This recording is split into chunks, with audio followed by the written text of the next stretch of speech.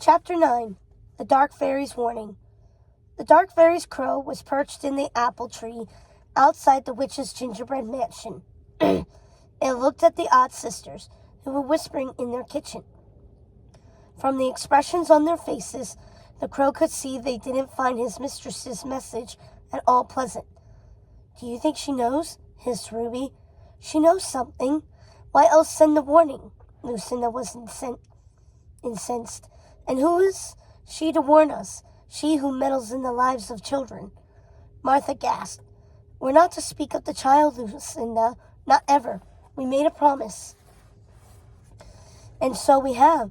But I won't have Maleficent interfering with our aims. We must find Circe." Ruby was ripping her dress, as she always did when anxious. Bits of red cloth littered the black and white kitchen floor like splotches of blood. "Maybe we should ask her for help. Make an exchange. If we agree to sever our pact with Ursula, the Dark Fairy will have to help us find Circe. No, we cannot betray the Sea Witch, or there will be a price, likely far worse than any Maleficent could dole out," said Lucinda. "And stop ruining your dress, Ruby, please. You look frightful." "Maleficent is an ally too," said Ruby, looking at the state of her beautiful red dress, which was now in shreds. "What are we to do? What are we to do?" she asked, pacing the floor. Lucinda was furious with her old friend and went out to the cliffs to speak to the crow.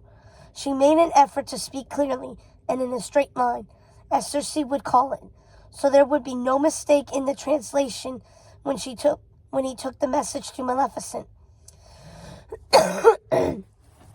"You tell your mistress to keep her foul, screeching creatures away from our home.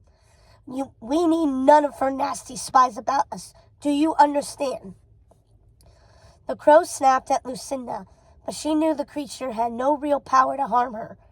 "Our business is our own, and if Maleficent wants our continued support, she will stop sending threatening messages, no matter how well-intentioned she thinks they may be. We appreciate and value her friendship as well as ever, but we will not submit to her demands." With a violent call, the raven flew off into the mist, away from the sisters, to the land of fairies and the sleeping princess. "Do you think you should have been so harsh, Lucinda?" asked Ruby. "I don't fear Maleficent. Her powers are no stronger than ours, and by no means are they stronger than Circe's," said Lucinda. Ruby wasn't convinced. "I wonder. She did know what we were up to, even though we were careful." Lucinda rolled her bulbous eyes at her sister. "We didn't think of the crows."